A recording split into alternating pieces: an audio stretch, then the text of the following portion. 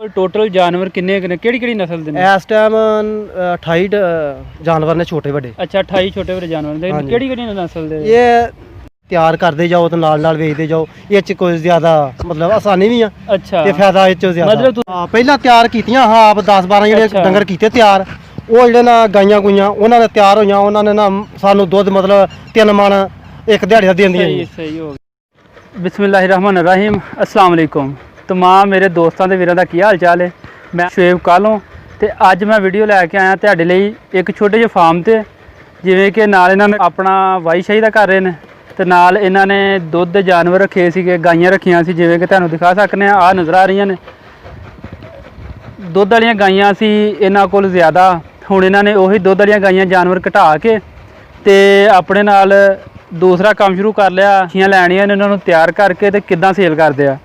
तो इन्हां भाइयों ने दुध वाले जानवर क्यों घटाए तो बच्चियां नूं क्यों तरजीह दी, अज की वीडियो दे विच असीं तुहानूं सारी इन्फॉर्मेशन देंगे कि इसदा बेनीफिट की सी। ऐसा दुध वाले जानवरों घट सी या बच्चियां च ज़्यादा सी जिहड़ा उन्होंने बच्चियां लैके तो उन्होंने पाल के गब्बन करके ते वेचण दा शुरू कर लिया काम। बाकी जानवर इन्होंने रखे ने जिवें कि छोटे तुहानूं नज़र आ रही कि बच्चियां गाइयां लैंदे ने खरीदते ने, उस तो बाद इन्होंने सेल कर देंदे ने। कित्थों खरीदते हैं किवें सेल करते हैं अज की वीडियो दे विच असीं तुहानूं इह सारा ही दसांगे कि भाई किहड़ी मंडी च जांदे ने, कित्थों ये जानवर खरीदते हैं तो कित्थों ये जाके सेल करते हैं तो किन्नी देर इन्हां दे अपना टाइम पीरियड जो है यूज़ करते हैं। आओ अज असीं अपने भाई नाल मिलाने आ जिन्हां दा नाम बिलास रोया साहब तो पुछने आ कि किवें उन्होंने काम स्टार्ट किया है तो किन्ने जानवर शुरू किया है तो की बेनीफिट्स ने। अस्सलाम वालेकुम। वालेकुम अस्सलाम। अच्छा तो सारे दसो किन्ने जानवर तुसीं ये काम स्टार्ट किया? ये असा ना शुरू किया पहला शुरू च 1-2 डंगर ले। अच्छा छोटे मोटे लैके ते बन ले नाल वाही दा काम सी साडा।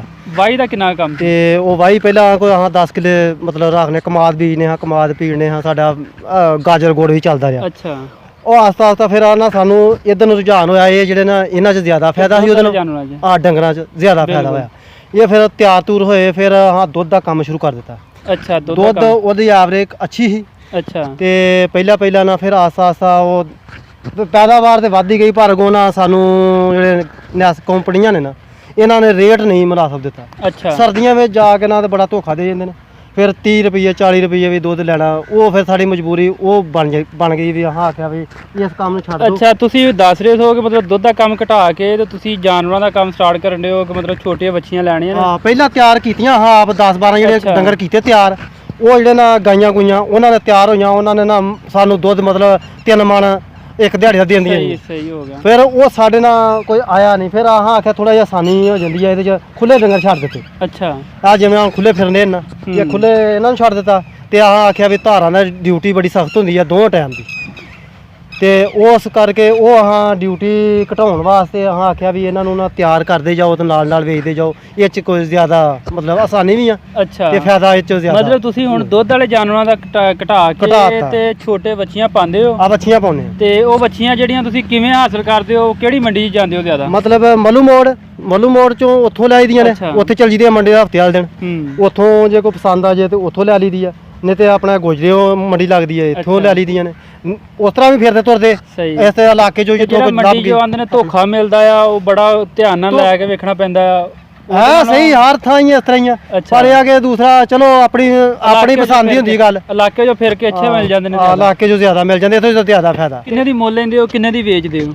मतलब जे छोटे लइए 2 साल वास्ते लइए मतलब 2 साल तैयार लग जन हुंदा मतलब छोटे 6 महीने दा लै लिया ਉਹਨਾਂ ਉਹ ਤੇ 20-25-30 ਹਜ਼ਾਰ ਦੇ ਲੱਗ ਤੱਕ ਇੱਥੇ ਕੇ ਇਹਦੇ ਵਿੱਚ ਤੇ ਜਿਹੜਾ ਤਿਆਰ ਹੋਇਆ ਮਤਲਬ ਸਾਲ ਦੇ ਵਿੱਚ ਤਿਆਰ ਹਾਂ ਕਰਨਾ ਉਹ 50 ਤੋਂ 60-70 ਤੇ ਉਹ ਸੇਲ ਕਿੰਨੇ ਦਾ ਹੋ ਜਾਂਦਾ? ਉਹ ਫਿਰ ਅੱਗੋਂ ਨਿਕਲਦੇ ਆ ਮੁਕੱਦਰਾਂ ਦੇ। ਅੱਛਾ ਮਤਲਬ 1.5 ਲੱਖ ਦੀ ਵੀ ਹਾਂ ਇੱਕ ਵੈੜ ਸਾਡੇ ਕੋਲ 2.20 ਦੀ ਵੇਚੀ ਆ। ਅੱਛਾ ਮਾਸ਼ਾਅੱਲਾ मतलब 2 ਲੱਖ ਦੀ ਗਾਈ ਵੇਚੀ। मतलब ਉਹ ਕਿੰਨੇ ਦੀ ਲਈ ਸੀ ਤੇ 2 ਲੱਖ ਦੀ ਵਿਕੀ ਕਿੰਨੇ ਬੱਚੇ ਦਾ? ਦੂਸਰਾ ਪਹਿਲਾਂ ਜਦੋਂ ਸਟਾਰਟ ਕੀਤਾ ਨਾ ਕੰਮ ਉਦੋਂ ਸਾਡੇ ਕੋਲ ਹੀ ਸੀ ਉਹ। ਅੱਛਾ ਤੇ ਉਹਦੀ ਨਸਲ ਅੱਗੋਂ ਸੀ ਤੇ ਉਹ ਗਾਈ ਅੱਛੀ ਸੀ ਦੁੱਧ ਅੱਛਾ ਦਿੰਦੀ ਸੀ। ਅੱਛਾ ਮਤਲਬ ਘਰ ਦੀ ਨਸਲ ਘਰ ਦੀ ਸੀ ਉਦੋਂ ਘਰ ਦੀ ਸੀ। ਸਹੀ ਤੇ ਬਾਅਦ ਚ ਫਿਰ ਆ ਹੁਣ ਲਈ ਜਾਂਦੇ ਆ ਉਹ ਇਹੋ 1.5 ਲੱਖ 180 ਇੱਥੇ मतलब ਹੁਣ 2 ਵੇਚੀਆਂ ਨੇ ਉਹ 2.55 ਦੀਆਂ ਵੇਚੀਆਂ।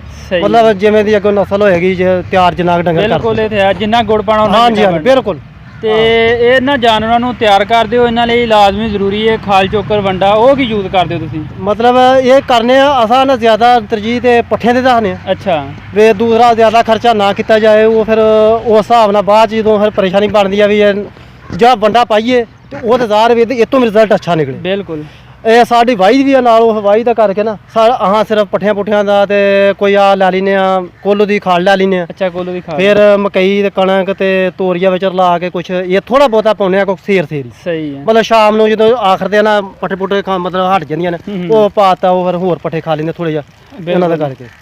ਇਸ ਕਰਕੇ ਹੋਰ ਅਸਾਂ ਨਾ ਜਦੋਂ ਦੁੱਧ ਦਾ ਕੰਮ ਕਰਨੇ ਸਾਂ ਉਦੋਂ ਹਾਂ ਆਪਣਾ ਵੰਡਾ ਬਣਾਉਂਦੇ ਸਾਂ ਇਸ ਤਰ੍ਹਾਂ ਤੁਹਾਨੂੰ ਜਿਵੇਂ ਦੱਸਿਆ। ਅੱਛਾ ਵਿੱਚ ਉਹਦੇ ਵਿੱਚ ਜਿਹੜੇ ਡਾਕਟਰ ਦੱਸਦੇ ਹਨ ਵੀ ਰਾਈਸ ਪਾਲਿਸ਼ ਤੇ ਵਗੈਰਾ ਨਮਕ ਹਰ ਚੀਜ਼ ਵੀ ਪਾ ਕੇ ਆਪਣਾ ਤਿਆਰ ਕਰਨਾ ਸਸਤਾ ਪੈਂਦਾ। ਆਪਣੇ ਕੋਲ ਟੋਟਲ ਜਾਨਵਰ ਕਿੰਨੇ ਕਿਹੜੀ ਨਸਲ ਦੇ ਨੇ ਇਸ ਟਾਈਮ 28 ਜਾਨਵਰ ਨੇ ਛੋਟੇ ਵੱਡੇ। ਅੱਛਾ 28 ਛੋਟੇ ਵੱਡੇ ਜਾਨਵਰ ਨੇ, ਕਿਹੜੀ ਨਸਲ ਦੇ? ਇਹ ਨਸਲ ਵਿੱਚ ਕੋਈ ਆਸਟ੍ਰੇਲੀਆ ਦੀ ਆ, ਅੱਛਾ ਕੋਈ ਸਾਹੀਵਾਲ ਹੈ, ਕੋਈ ਦੂਸਰਾ ਕ੍ਰਾਸ ਹੈ, ਜ਼ਿਆਦਾ ਕ੍ਰਾਸ ਕਰੂਸ ਹੀ ਹੈ। ਅੱਛਾ ਜ਼ਿਆਦਾ ਮਤਲਬ ਸਾਹੀਵਾਲ ਦੇ ਆਸਟ੍ਰੇਲੀਆ ਮੇਨ। ਆਹੋ ਉਹ ਕੋਈ ਇੱਕ ਦੀ ਫਰੀਜ਼ਨ ਹੋਏਗੀ। ਇਹਨਾਂ ਦੀ ਆ ਗਰਮੀ ਤੋਂ ਸਫਾਈ ਦਾ ਜਿਹੜਾ ਧਿਆਨ ਰੱਖਦੇ ਹੋ ਗਰਮੀ ਸਰਦੀ ਤੋਂ ਬਚਾਉਣ ਲਈ ਇਹਨਾਂ, ਕਿਉਂਕਿ ਇਹਨਾਂ ਦੀ ਖਿਆਲ ਜ਼ਿਆਦਾ ਰੱਖਣਾ ਪੈਂਦਾ ਬਾਕੀ ਜਾਨਵਰਾਂ ਮੱਝਾਂ ਨਾਲੋਂ। ਹਾਂਜੀ ਇਹ ਜਿਹੜਾ ਨਾ ਦੂਸਰਾ ਸਰਦੀਆਂ ਵਿੱਚ ਜਿਹੜਾ ਸੈਲ ਸੁਲਜ ਦਾ ਇਸਤੇਮਾਲ ਕਰ ਲੈਂਦੇ। ਸਹੀ ਹੋ ਗਿਆ। ਇੱਥੇ ਹੀ ਰਹੇ ਨੇ ਸਾਡੇ ਡੰਗਰ, ਸਾਡੇ ਆ ਡੰਗਰ ਬਾਹਰ ਹੀ ਬੈਠੇ ਰਹੇ ਨੇ ਦਰਜਾ ਰਾਤ ਆਉਂਦੇ ਨੇ, ਇਹਨਾਂ ਨੂੰ ਇੱਕ ਵੀ ਹੋ ਜੇ ਨਾ ਜਾਂ ਸਿਫਰ ਵੀ ਹੋ ਜੇ ਤੇ ਇਹਨਾਂ ਨੂੰ ਸਰਦੀ ਨਹੀਂ ਲੱਗਦੀ ਜਦੋਂ ਇਹ ਸੈਲਜ ਖਾਂਦੇ ਨੇ ਤੇ ਆਜ਼ਾਦ ਹੋਣ ਡੰਗਰ।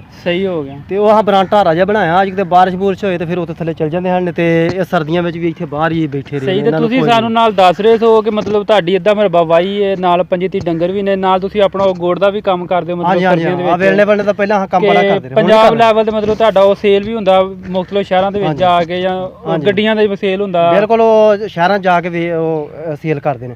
ਉਹ ਗੋੜ ਨੂੰ ਕੀ ਆਂਦੇ ਨੇ? ਗਾਜਰ ਵਾਲਾ ਗੋੜ। ਗਾਜਰ ਵਾਲਾ ਗੋੜ ਬੜਾ ਮਸ਼ਹੂਰ ਹੈ ਪੰਜਾਬ ਲੈਵਲ ਤੇ। ਹਾਂਜੀ ਉਹ ਸਾਡੇ ਕੋਲ ਇੱਥੋਂ ਬਣ ਕੇ ਜਾਂਦਾ, ਲਾਹੌਰ ਤੱਕ ਜਾਂਦਾ, ਮਲਤਾਨ ਜਾਂਦਾ।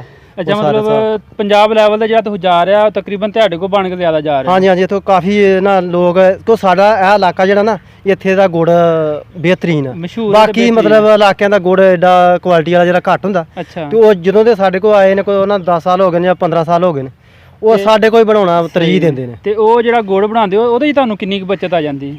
ਉਹ 'ਚ ਜ਼ਿਆਦਾ ਫਾਇਦਾ ਜ਼ਿਆਦਾ, ਪਰ ਉਹ 'ਚ ਮਿਹਨਤ ਵੀ ਜ਼ਿਆਦਾ, ਬੰਦੇ ਵੀ ਜ਼ਿਆਦਾ ਚਾਹੀਦੇ ਨੇ। ਕਮਾਦ ਦਾ ਕੰਮ ਜਿਹੜਾ ਨਾ ਉਹ ਫਿਰ ਜ਼ਿਆਦਾ, ਉਹਦੇ ਨੂੰ ਇਹ ਆਸਾਨ ਕੰਮ ਹੈ।